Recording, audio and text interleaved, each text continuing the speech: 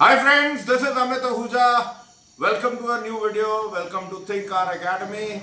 जहाँ अगर आप हमसे टूल लेते हैं तो जो उनका ऑप्टिमम यूटिलाइजेशन है उन टूल्स का उसका हम आपको पूरा बताते हैं और बेस्ट पॉसिबल यूज आप क्या कर सकते हैं। तो वीडियो पे शुरू करने से पहले एक हमारे मित्र ने कमेंट लिखा था कि ये इंजेक्टर जो डीजल इंजेक्टर्स हैं इनमें क्या जादू है और वो जो कोडिंग है अल्फा न्यूमेरिक कोड है उससे क्या परफॉर्मेंस में फ़र्क पड़ जाता है। एब्सोल्युटली फ़र्क पड़ता है, बहुत ज़बरदस्त फ़र्क पड़ता है और वो कोई जादू नहीं है दोस्त।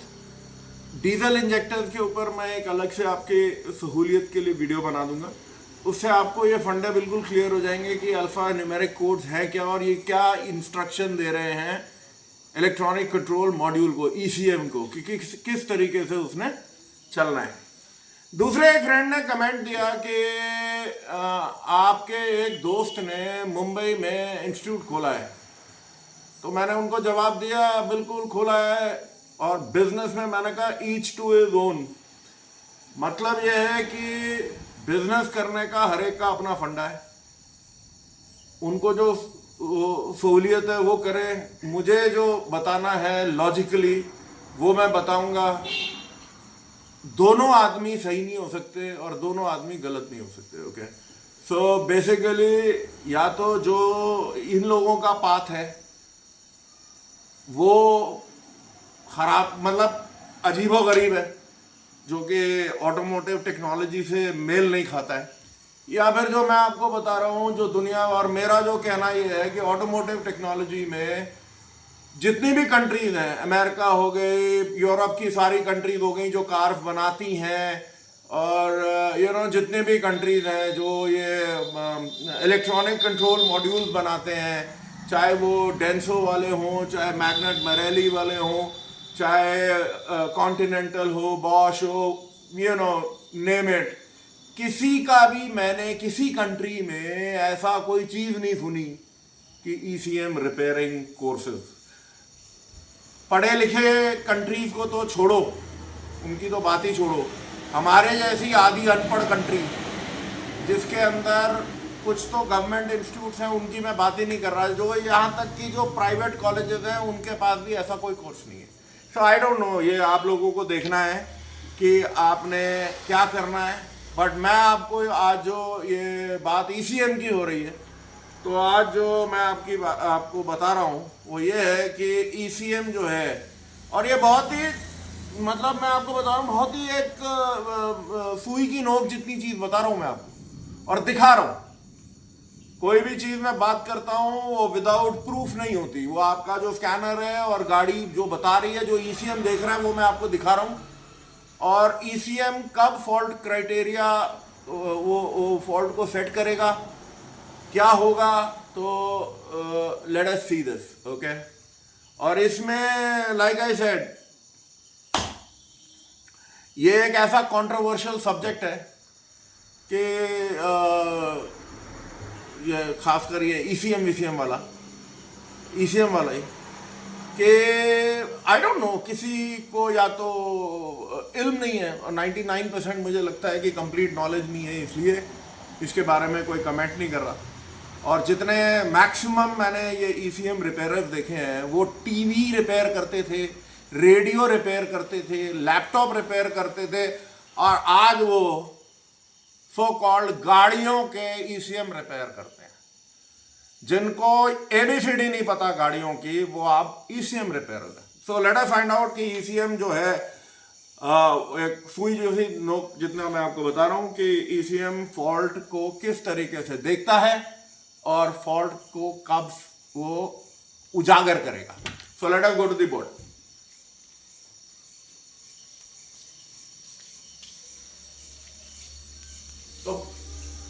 तो बोर्ड पे मैंने लिखा हुआ है फ्रेंड्स कि आपके पास ईसीएम फॉल्ट सेटिंग क्राइटेरिया के नीचे आप देखो कार है, कार में आपका एक डायग्नोस्टिक पाथ होगा कार का डायग्नोस्टिक पाथ मतलब या तो उसमें कोई प्रॉब्लम नहीं है या फिर प्रॉब्लम है तो आप उसके बाद उसको डायग्नोज करोगे। ठीक है, डायग्नोज जो है वो अपने आप में एक बहुत बड़ा फील्ड है, उसमें आपको सारे सिस्टम दुनिया जान के डायग्नोज कर रहे हैं। और सबसे बड़ी बात, वेरियस लोड कंडीशंस, ये मैंने लाल से मार्क करा है। लोड कंडीशंस क्या होती हैं वो मैं आपको स्कैनर पे दिखा दूंगा। आपने डायग्नोज करने के बाद या तो आप सो कॉल्ड रिपेयर करोगे, जो सो कॉल्ड है रिपेयर, या फिर उसे रिप्लेस करोगे। दोनों कंडीशंस में, रिपेयर हो या रिप्लेस हो, आप उसे कैलिब्रेट करोगे। मैं ईसीएम की बात कर रहा हूँ फ्रेंड, और किसी चीज की, क्योंकि सब्जेक्ट आज ईसीएम का ही हम बात कर रहे हैं। और उसके बाद आप अपने रिपेयर्स को वेरीफाई करोगे। ये 2 पॉइंट आपके लिए बहुत इंपॉर्टेंट है। वेरियस लोड कंडीशंस में आपने टेस्ट करना है, जो कि मुझे तो समझ से बाहर है कि आप टेबल पे बैठे बैठे कैसे करोगे। और उसके बाद उस रिपेयर को आपने वेरीफाई करना है, वो भी टेबल पे बैठे बैठे कैसे करोगे, ये मेरी प्रैक्टिकली समझ से बाहर है।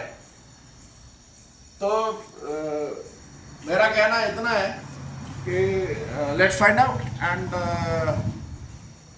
हम देखते हैं कि क्या गाड़ी क्या बता रही है और ईसीएम हमें क्या बता रहा है, बल्कि ईसीएम हमें क्या बता रहा है, और हमें आगे मतलब हमारा जो डायग्नोस्टिक पाथ है जो मैंने लिखा है वो क्या है। तो फ्रेंड्स, ये गाड़ी है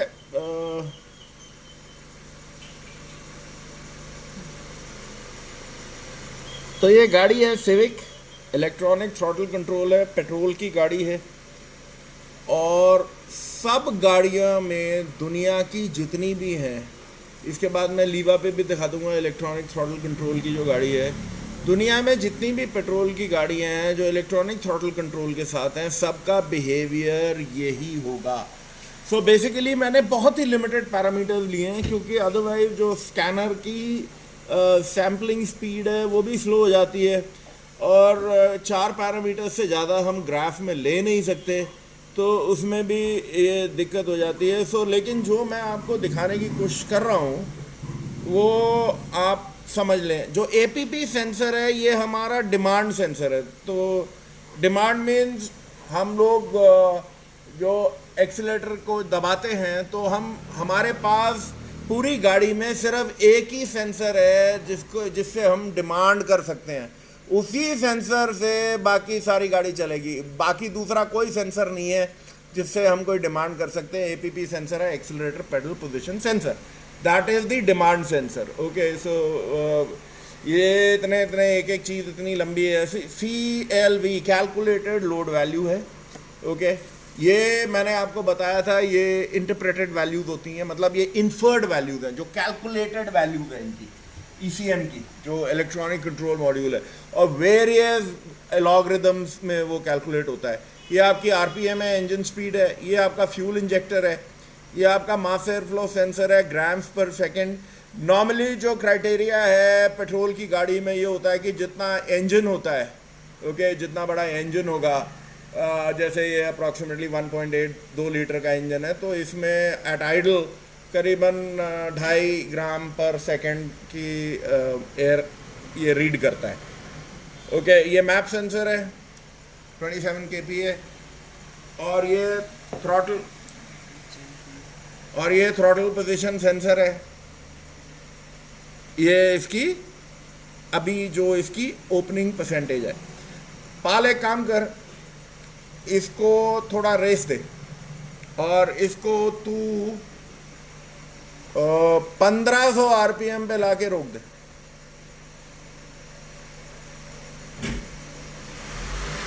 रुक जा, एकदम मत चढ़ यार, चल बस रोक दे, यहीं पे रख।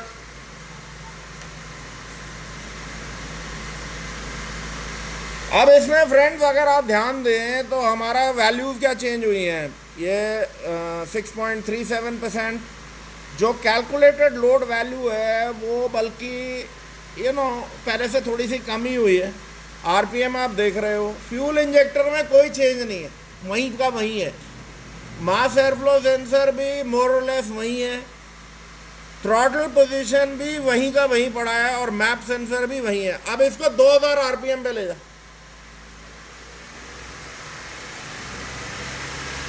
बस रोक दे, चल आगे थोड़ा, बस यहाँ। अब हम देख रहे हैं APP sensor, calculated load value मोर और लेस वहीं है जहाँ थी, फ्यूल इंजेक्टर की ओपनिंग वहीं की वहीं है। मास एयरफ्लो सेंसर की ग्राम पर सेकेंड थोड़ी सी बढ़ गई है, उसका रीज़न ये है कि जब पिस्टन की ट्रैवल मतलब वो कंप्रेशन एकदम जल्दी बनेगी तो जाहिर सी बात है वो एयर ज़्यादा खींचेगा। इसे आप 2500 पे ले जा,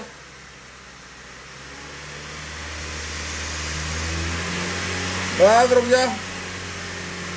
अगेन अगर आप ध्यान दो, कैलकुलेटेड लोड वैल्यू वहीं की वहीं है, इंजन स्पीड हम यहाँ ले आए, फ्यूल इंजेक्टर 2.6 मिली सेकेंड भी वहीं है, मास एयरफ्लो आप देख रहे हो, मैप भी वहीं का वहीं है, और थ्रॉटल पोजीशन भी वहीं की वहीं है। 3000 पे ले जा,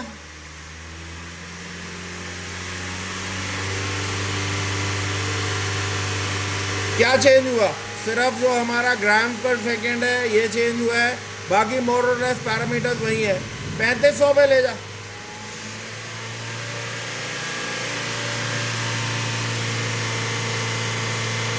क्या चेंज हुआ? कुछ भी नहीं, राइट। और एक काम कर, अब एकदम दे,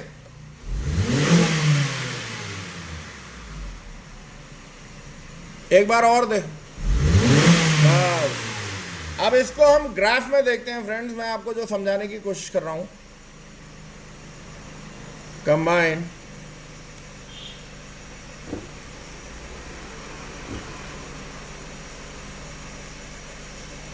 ओके, हम देख रहे हैं एपीपी को हटा देते हैं, उसको हमारे को ज़्यादा फर्क नहीं पड़ता। सीएलवी मास एयरफ्लो सेंसर, उसके बाद ये मैप और थ्रॉटल को देख लेंगे। अब हम क्या देख रहे हैं, ये इंजन आरपीएम नीचे, ये आपका फ्यूल इंजेक्टर पर्पल में ऊपर, ये हमारी कैलकुलेटेड लोड वैल्यू नीले में उसके बैकग्राउंड में, और ये है हमारा मास एयरफ्लो सेंसर पीले में जो मूव कर रहा है। ठीक है, आरपीएम को हम बढ़ाते हैं, let us take it to पाल, इसे 1500-1600 आरपीएम पे ले जा।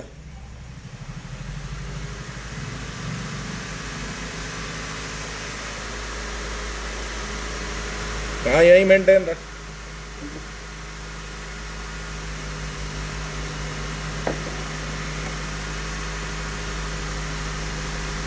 अब फ्रेंड्स अगेन आप ध्यान से देखो क्या हो रहा है, हमारा चेंज क्या हुआ है। मास एयरफ्लो सेंसर की वैल्यू, जैसे मैंने कहा, वो हवा ज़्यादा खींचेगा क्योंकि पिस्टन का ट्रैवल है, जरा जल्दी से वो खींच रहा है।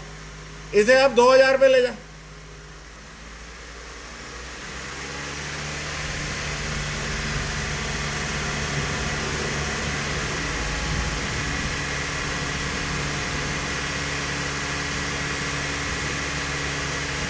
इंजन स्पीड हमने बढ़ा दी, मास एयरफ्लो का ये रहा उसकी वैल्यू, जो फ्यूल इंजेक्टर है मोर और लेस वो वहीं का वहीं है, जो कैलकुलेटेड लोड वैल्यू है अगर आप ध्यान से देखो एक बीच में स्पाइक आई वो वहीं का वहीं है।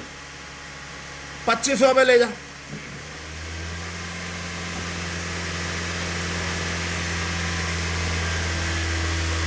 कितने मिनट हो गए? ओके, अगेन 2500 पे हम ये देख रहे हैं कि जो आरपीएम है, हमने इंजन का आरपीएम बढ़ाया, फ्यूल इंजेक्टर की जो स्प्रे है 2500 पे भी वही है, और अगर आप देखो मोर और लेस वही है, कैलकुलेटेड लोड वैल्यू भी वही है। 3000 ले जा, एक बार को जब हम एक्सीलरेटर देते हैं वैल्यू हल्की सी चेंज होती है, लेकिन उसके बाद ये वहीं स्टेबल हो जाती हैं। ये देखो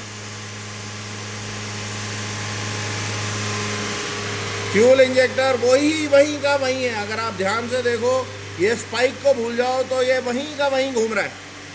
कैलकुलेटेड लोड वैल्यू भी वहीं की वहीं, ये स्पाइक को छोड़ दो तो वहीं की वहीं घूम रही है। Mass air flow sensor of course ये बढ़ रहा है क्योंकि पहले नीचे था, अब ऊपर आ गया है। इसे 3500 आरपीएम ले जा, मेंटेन रख यहाँ पे।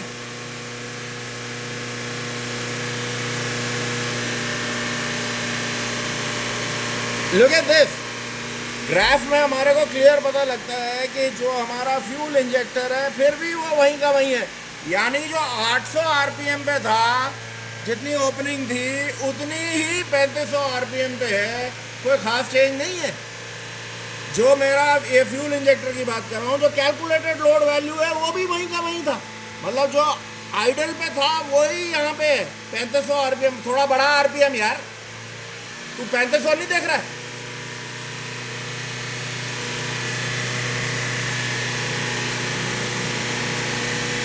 As you can see कि चेंज क्या हुआ है। अगर हम इस डेटा को देखें, एक्सेप्ट और मास एयर आरपीएम बढ़ गया है, थोड़ा मास एयर फ्लो सेंसर की वैल्यू बढ़ गई है, बंद कर दे, मतलब गाड़ी स्टार्ट रहने दे। अब एक काम करते हैं, वेट कर,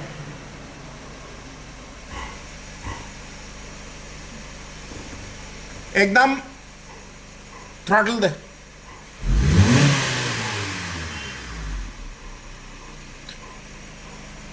अब आप अगर थ्रॉटल को देखो तो क्या क्या चेंज हुआ, एक बार और दे।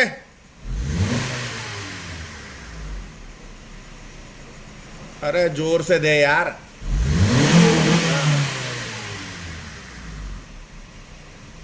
अब आप अगर इस डेटा को देखो, जब हमने, जिसे हम WOT बोलते हैं, वाइड ओपन थ्रॉटल, तो सारे पैरामीटर जो हैं एकदम चेंज हो जाते हैं, बदल जाते हैं, राइट? तो कहने का मतलब बंद कर दे गाड़ी। Let us continue with the other car और मैं दिखाता हूं। तो फ्रेंड्स, ये Toyota लीवा petrol electronic throttle control, ये मैंने कुछ डेटा लिया है, calculated load, engine speed, injection volume और इंजेक्शन पोर्ट कितना, मतलब इसमें उन्होंने बताया है कि injection volume, like I said again, ये सारा जो है इन्फर्ड डेटा है। मैप लिया है क्योंकि इसमें मास एयर फ्लो नहीं है, थ्रॉटल पोजीशन 1 और 2 लिया है जस्ट फॉर माय रेफरेंस। इसमें APP मैंने नहीं लिया क्योंकि वो ऑन डिमांड सेंसर है। अब हम एक काम करते हैं, पाल इसको 1500 आरपीएम पे ले जा।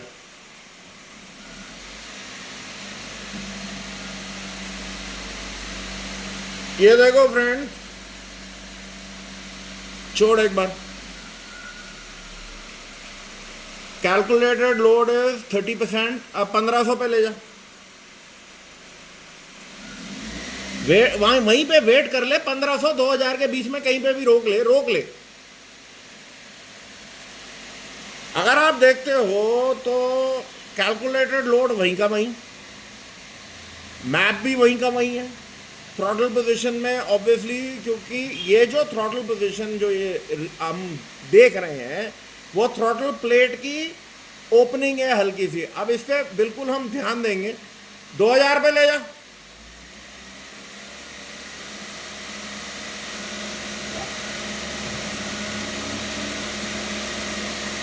प्रैक्टिकली वहीं का वहीं है वो डेटा, यानी 700-800 आरपीएम पे और 2000 पे, 2500 पे ले जा।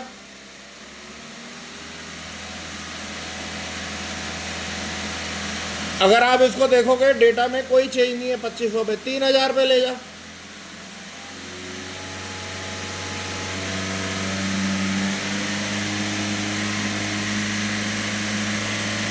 थोड़ा सा थ्रॉटल पोजीशन में चेंज है क्योंकि 3100 आरपीएम पे हम थोड़ी सी एयर को ज़्यादा अलाउ कर रहे हैं। 3500 पे ले जा।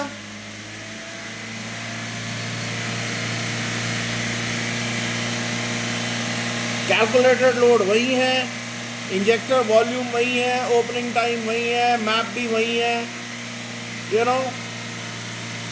4000 पे देख जा रही है। अगेन जो डेटा 600 आरपीएम पे था वही डेटा,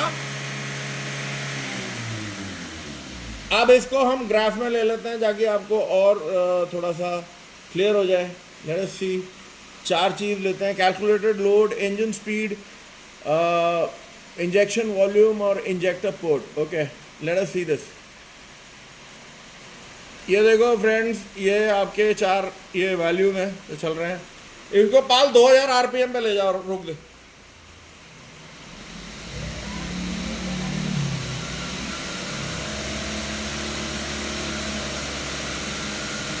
जैसे आप देख सकते हो सिर्फ एक इंजन आरपीएम बढ़ा है, बाकी जो पैरामीटर्स है वो वहीं के वहीं हैं। 3000 पे ले जा।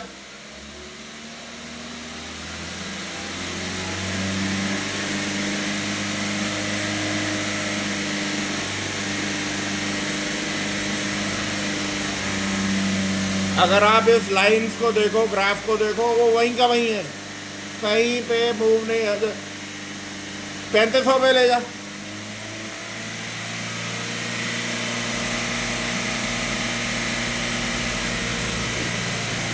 चार 4000 पे ले जा।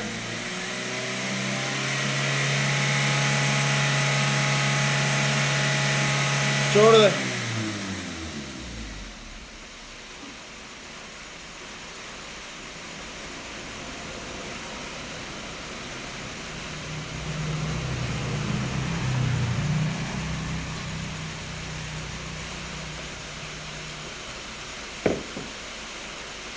एकदम एकदम थ्रॉटल दे।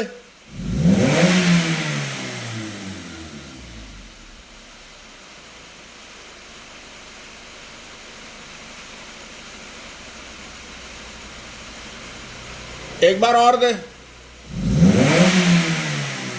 बस।